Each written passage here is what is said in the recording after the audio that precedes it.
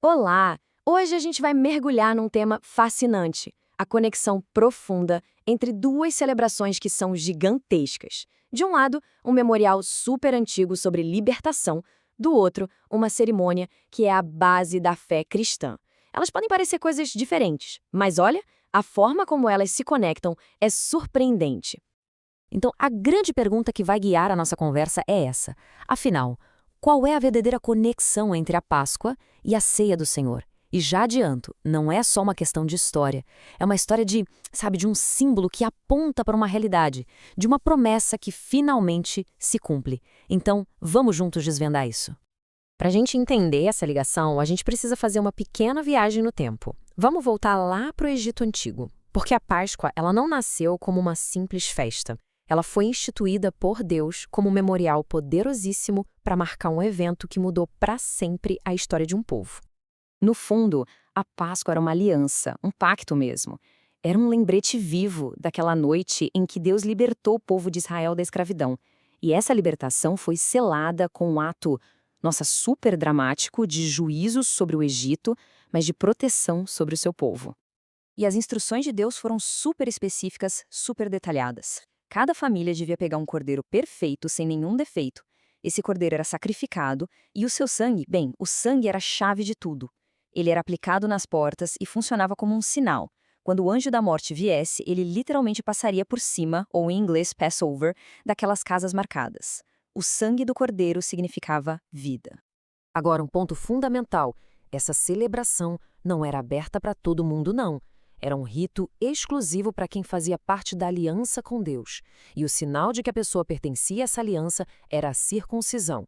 Isso só reforça o quanto esse pacto com ele era algo sério e bem definido. E foi assim por séculos. Ano após ano, o povo de Israel celebrava esse memorial, sacrificando um cordeiro.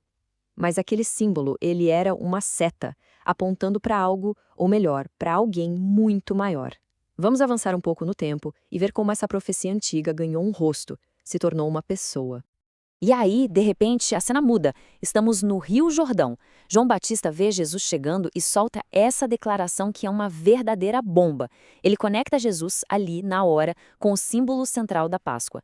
Não era mais um cordeiro animal, era o Cordeiro de Deus, que vinha para resolver um problema infinitamente maior que a escravidão no Egito: o pecado do mundo.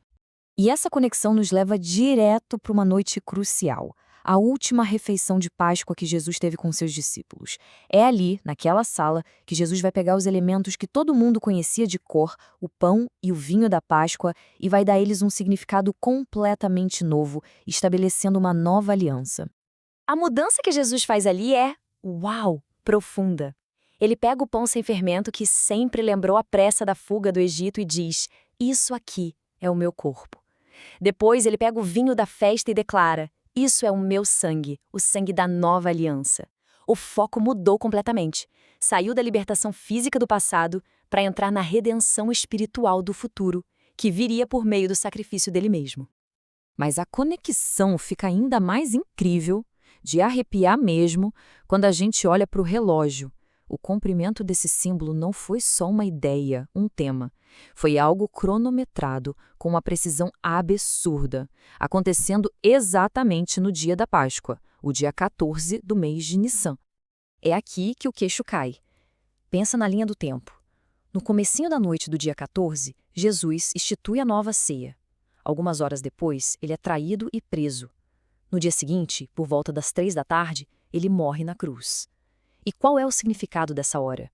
É que esse era o momento exato em que os sacerdotes lá no templo estavam sacrificando os milhares de cordeiros da Páscoa. O símbolo e a realidade, eles se encontram num único momento da história. Vamos colocar lado a lado para ficar bem claro. Na antiga aliança, o sacrifício era um cordeiro de verdade, sem defeito.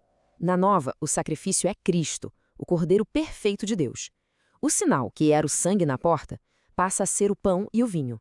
O significado vai mais fundo, de libertação da escravidão no Egito para a libertação do pecado.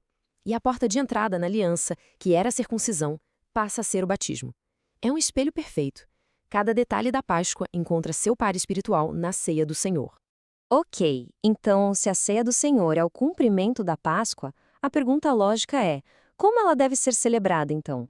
O modelo antigo, a Páscoa original, acaba nos dando umas pistas bem importantes sobre a nova prática. Seguindo essa linha de raciocínio, a observância, para alguns grupos, acaba refletindo o padrão original.